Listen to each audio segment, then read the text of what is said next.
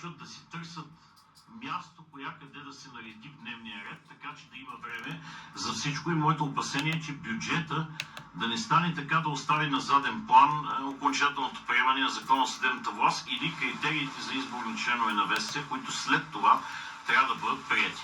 За мен доста дълъг срок, необосновано дълъг срок, предстои парламентарна ваканция и ваканция на Висшия съдебен съвет, който пък трябва да организира изборите за професионалната квота през август. И за мен реално септември ще започне същинската процедура и най-рано края на октомври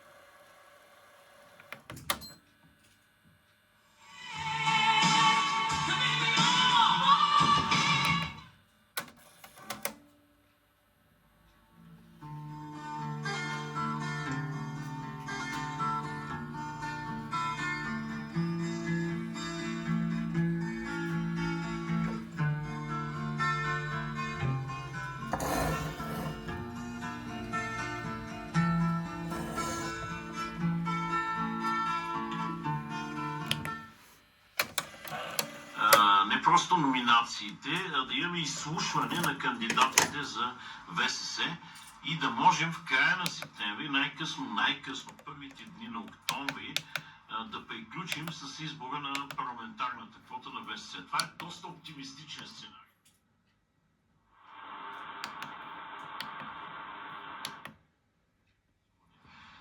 Колегите от Прогресивна България явно са отказали от